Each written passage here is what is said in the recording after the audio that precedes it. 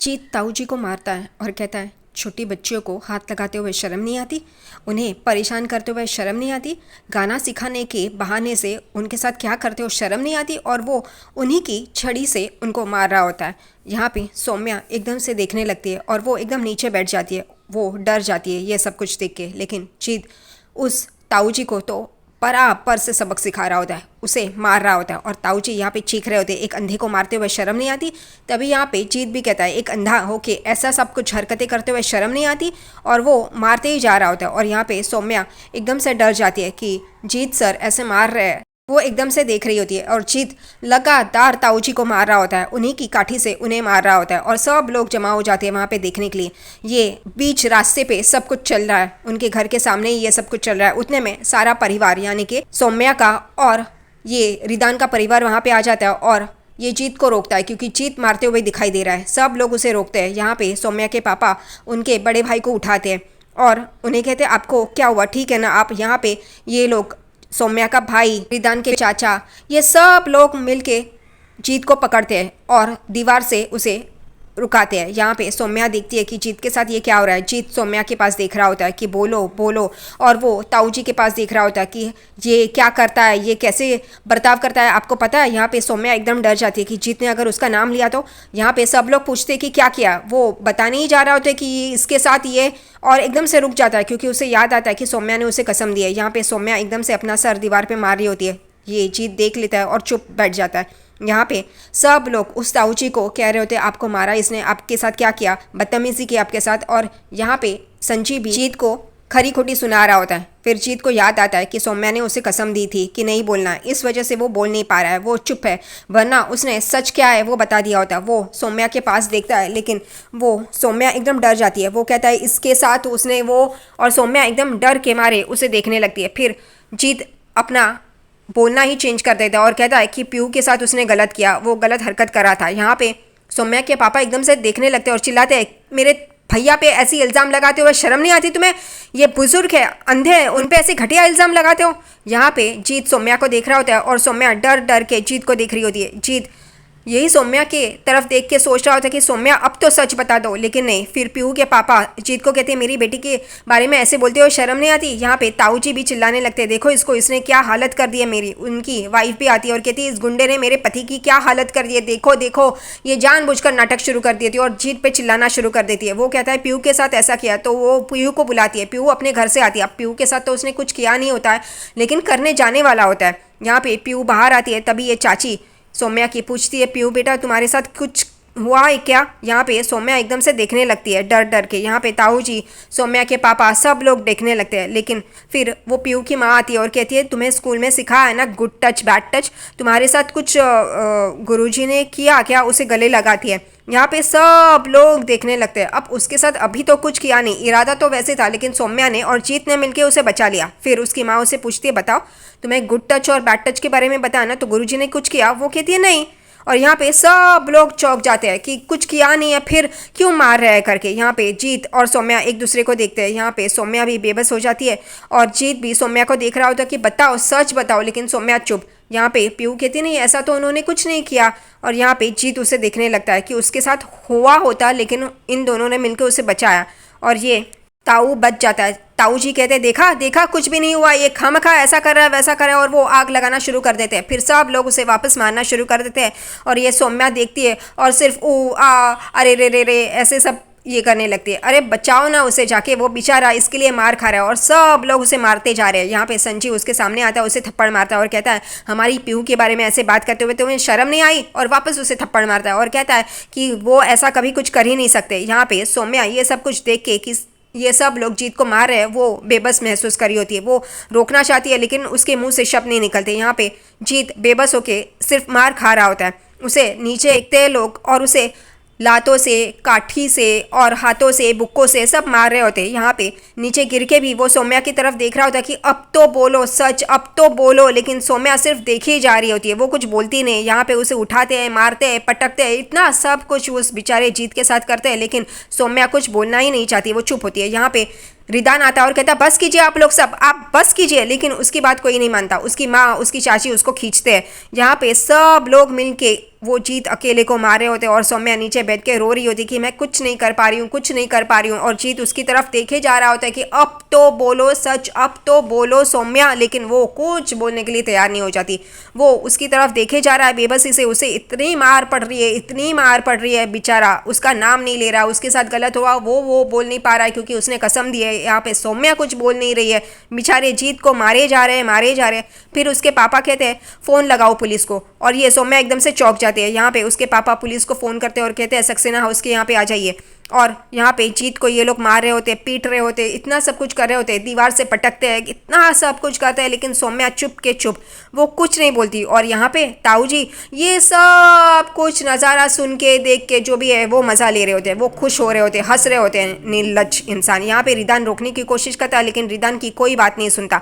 यहाँ पे सौम्या सिर्फ मुंह खोल के हाँ हाँ हाँ करते जा रही है, लेकिन वो कुछ बोल नहीं रही है। बेचारा जीत उसके वजह से मार खा रहा है, उस बेचारे की कोई गलती नहीं है, फिर भी वो मार खाए जा रहा है, चुप है क्योंकि इसने कसम दी है। और वो सिर्फ देखे जा रही है। और उस बेचारे की शक्ल तो देखो, उसे मार मार के क्या कर दिया है, उसकी हालत कर दी है। सब लोग, इतने सारे लोग मिलके उसे मार रहे हैं, लेकिन वो सौम्या को बोलता है बोलो अब बोलो, लेकिन फिर भी सौम्या बोलती नहीं। और यहाँ पे ताऊ जी तो मज़े ले रहे, इन सब चीज़ों का आनंद ले रहे, वो जानबूझकर और आँख में घी डालने का काम करते हैं। यहाँ पे सौम्या देखती है कि जीत को पटक पटक के मार रहे, लेकिन फिर भी वो कुछ बोलने के लिए तैयार नहीं। और जीत उसके पास देख रहा है कि अब बोलो, लेकिन वो नहीं। फिर उन दोनों को याद आता है कि जैसे जीत ने कहा था, ये एक्स का नाम सौम्या को याद आता है। वो कहता है कि बोलो, उसका नाम बाहर आना ज़रूरी है।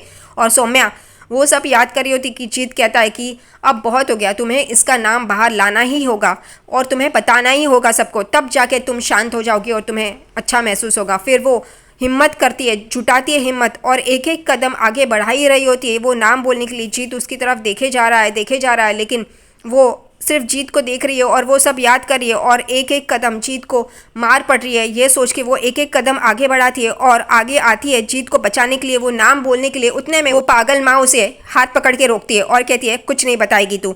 वो कहती है मुझे बताना है माँ, मुझे बताना है, लेकिन उसकी माँ उसे गुस्से से देखती है और कहती है नहीं बताएगी तू। और यहाँ पे जीत को वो लोग मार रहे होते हैं और सौम्या का जी ऊपर नीचे हो रहा होता है। यहाँ पे ताऊ जी तो बड़े हंस हंस के मजे ले रहे होते हैं। वो उसकी माँ को कहती है मैं चुप नहीं रहना चाहती माँ, मुझे बताना है, मुझे बताना है।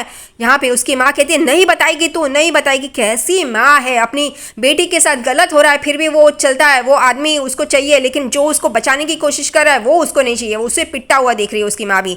यहाँ पे सौम्या चिल्लाती है मुझे बताना है माँ, मैं चुप नहीं रह सकती, अब बस बस मुझे बताना है। उतने में उसकी वहाँ पे चाची आती है, उसका हाथ पकड़ती है सौम्या का और अंदर लेके जाती है उसे। यहाँ पे उसकी माँ देखती है कि ये चाची क्या कर रही है, सौम्या का हाथ पकड़ के अंदर क्यों लेके जा रही है। ये चाची सौम्या का हाथ पकड़ के उसे अंदर लेके आती है और एक दीवार की तरफ खड़ा करती है उसे और कहती है सौम्या मैं तेरे हाथ जोड़ती हूँ, तू कुछ भी मत बता। यहाँ पे सौम्या को समझ में नहीं आता, उसकी माँ भी उसके पीछे पीछे आ जाती है। यहाँ पे उसकी चाची कहती है तेरे साथ जो गलत हुआ है वो मैं जानती हूँ, मैं तेरे सामने हाथ जोड़ती हूँ, लेकिन तू उनका नाम मत ले। मैं जानती हूँ कि तेरे साथ गलत हुआ है, लेकिन बस आज उनका नाम मत ले, उनको बचा ले प्लीज़, पुलिस के पास मत जाने दे। यहाँ पे उसकी माँ आती है सौम्या की और कहती है जीजी आपको पता था ये सब, फिर आपने बोला क्यों नहीं। यहाँ पे सौम्या कहती है आपने भी तो कुछ नहीं बताया, आपको भी पता था। उसकी माँ चुप हो गई, बराबर चाहिए, ऐसे ही चाहिए उसकी माँ को भी। यहाँ पे सौम्या पुलिस की वैन की आवाज़ सुनती है, उसे समझ में आता है कि पुलिस आ गई जीत सर को लेके जाने के लिए। वो वहाँ से भाग रही होती है, उसकी चाची उसे रोक रही होती कि रुक सौम्या, उसे लगता है कि वो नाम बता देगी ताऊ जी का, इसलिए वो रुका रही होती है, लेकिन सौम्या भाग भाग के बाहर चली जाती है। यहाँ पे वो देखती है कि पुलिस जीत को वो वैन में बिठा रही है और यहाँ पे सौम्या के पापा और जीत के पापा वो पुलिस को बोल रहे होते कि ये गुंडा है, इसको लेके जाइए और अच्छी धुलाई कीजिए, सौम्या के पापा कहते हैं। यहाँ पे सौम्या सिर्फ खड़ी रह के देख रही होती है, रो रही होती है। जीत बैठते बैठते भी सौम्या को देख रहा होता है और उसकी नज़रों में एक ही सवाल होता है बोलो अब तो बोलो भाई सौम्या, बोलो कुछ तो बोलो। लेकिन सौम्या सिर्फ देख खामोश होती है, वो कुछ भी नहीं कहती, वो सिर्फ देख रही होती है। यहाँ पे सौम्या के पापा पुलिस को कहते हैं इसकी अच्छी तरह से धुलाई कीजिए उस गुंडे की, इसने मेरे भाई पे हाथ उठाया, उसने मेरे भाई पे हाथ उठाया जो अंधा है, यहाँ पे उसको अच्छी तरह से खातिरदारी कीजिए। यहाँ पे पुलिस लेके जाते हैं और सौम्या सिर्फ देखे ही जा रही होती है। सौम्या के पास कोई शब्द नहीं होते हैं, ना ही वो कुछ रोकने का काम करती है। यहाँ पे सब लोग देखते हैं कि पुलिस जीत को लेके जा रही है और जीत सौम्या की तरफ देख रहा है, उस हालत में भी वो उसकी तरफ देखा है और यहाँ पे सौम्या सिर्फ रोते हुए उसकी तरफ देख रही है। यहाँ पे सौम्या अंदर आती है, और वो एकदम खामोश होती है। सौम्या को समझ में नहीं आता क्या करना है और क्या नहीं। उसकी चाची भी वहीं पे खड़ी होती है और थोड़ी दूरी पे उसकी माँ भी खड़ी होती है। वो एक जगह पे आके रुक जाती है। तभी उसकी चाची कहती है, सौम्या देख, तुम लोग खामोश रहो, तुम लोग इनके खिलाफ कुछ मत बोलो यहाँ पे। उतने में उसके ताऊ जी को ये लोग लेके आते हैं बाहर से और यहाँ पे खाट पे बिठाते हैं। यहाँ पे वो शर्मा जी कहते हैं, इनको कुछ मरहम पट्टी करो, इनके डॉक्टर के पास लेके जाओ, इनको कुछ लगा वगा होगा, इनकी हड्डी वड्डी टूट गई होगी। तो इसकी चाची उसके पास जाती है और कहती है, आपको कुछ ज़्यादा लगा है क्या, बोलिए ना बोलिए। और सौम्या को दिखाया, वो बहुत ही गुस्से में होती है, खामोश होती है कि जीत तो अंदर चला गया और यहीं यहाँ पे बैठे है। उसकी चाची कहती है, रहिए मैं मरहम लेके आती हूँ, दवाई लेके आती हूँ। और वो जा रही होती है इन दोनों को देख के। यहाँ पे उसकी माँ भी उसके पीछे पीछे चाची के चली जाती है। यहाँ पे उतने में ये ताऊ जी चिल्लाते हैं, पास करो आप लोग सब, जाइए यहाँ से। और उसके भाई को, सौम्या के भाई को कहते हैं क्रिश को, कि मेरा हाथ पकड़ो लेके जाओ अंदर। वो लेके जाता है और सौम्या यहाँ पे गुस्से से खड़ी होती है। वो एकदम से याद करती है कि उसका कैसे हाथ पकड़ा था, वो चिल्ला रही थी। उतने में जीत आया और उसने उसे बचाया, उसे मारा पीटा। और अब बेचारा जीत ही अंदर चला गया। गलती किसने की और भुगत कौन रहा है, वो वैसे ही वो खम्बे के यहाँ पे नीचे बैठ जाती है और रोना चालू कर देती है। उसे वो सारी बातें याद आती है और वो रो रही होती है कि अन्याय किस पे हुआ है। यहाँ पे फिर उसे एकदम से याद आता है वो बचपन का वाकया, जो वो ट्रॉफी लेके आई थी। उसने एक अच्छा स्पीच दिया था और उसे फर्स्ट प्राइज मिला था। घर वाले सब उसकी तारीफ करते हैं। यहाँ पे उसके पापा कहते हैं, कभी भी गलत बात को बढ़ावा मत देना, सच्चाई के साथ खड़े रहना। और ये सब कुछ उसे याद आता है। उसके पापा कहते हैं, तुम मेरी बेटी हो, हमेशा सच का साथ देना, कभी भी गलत का साथ मत देना। और ये सब कुछ वो याद करती है। और फिर उसे याद आता है कि जीत ने भी उसे कहा था, तुम्हारे अंदर जो बात दबी हुई है ना, वो ज्वालामुखी लावा बन के बाहर आएगी, इसलिए सच बोल दो, वरना वो फट जाएगा तो गलत हो जाएगा। और फिर वो याद करती है। फिर वो अपने पापा के फ़ोटो के पास देखती है और उसका फ़ोटो होता है बाजू में। वो कहती है, पापा आपने ही सिखाया ना सच का साथ दो, भले फिर वो बाहर वाला हो और गलत घर वाला हो, उसके खिलाफ खड़े रहना चाहिए। मैं वैसे ही करूँगी, मैं आपकी बेटी हूँ। फिर वो घड़ी लेती है, अपना पर्स लेती है और वो पुलिस स्टेशन की तरफ चली जाती है। वो घर से बाहर निकलती है बैग लेके पुलिस स्टेशन जाने के लिए। लेकिन अब इसे पता नहीं कि कौन से पुलिस स्टेशन लेके गए हैं जीत को। जीत को यहाँ पे पुलिस बेदर्दी से लाके जेल में पटकते हैं। वो उसे धक्का मारते हैं, बेचारा जीत नीचे गिर जाता है और वो वैसे ही लेटा हुआ होता है नीचे ज़मीन पे। उतने में ये जानबूझकर सौम्या के पापा वहाँ पे आते हैं और जीत को खरी खोटी सुनाने लगते हैं कि तुमने जो किया है ना, उसके बदले में तुम्हें यही मिलेगा। तुम गुंडे हो, मवाली हो, तुमने मेरे भाई साहब पे ऐसा इल्ज़ाम लगाया, ऐसा घटिया इल्ज़ाम लगाया, तुम तो ऐसे ही कीड़े मकोड़ों की तरह रेंगोगे, नाजायज़ हो तुम, नाजायज़। वो एकदम से उठ के खड़ा हो जाता है मस्त और उनके सामने आता है और कहता है, आप अपने घर पे देखिए ना क्या चल रहा है, उस बूढ़े खुसट ने क्या किया है। वो कहता है, जबान संभाल के, सौम्या के पापा जीत को कहते हैं। तभी वो कहता है, एक बेटी का बाप होना क्या होता है तुम्हें कैसे पता, तुम तो नाजायज़ हो, मैं उसका रक्षक हूँ। जैसे ही वो पैदा होती है बाप उसका रक्षक बन जाता है। तभी वो कहता है कि उस अंधे की वजह से ही तो ये सब कुछ हुआ है। सौम्या के पापा गुस्से से जीत को देखते हैं। यहाँ पे दूसरी तरफ सौम्या रास्ते पे आती है और चल रही होती है। यहाँ से बाइक जा रही है, कुछ लोग आ रहे हैं और अंधेरा होता है। उसके हाथ से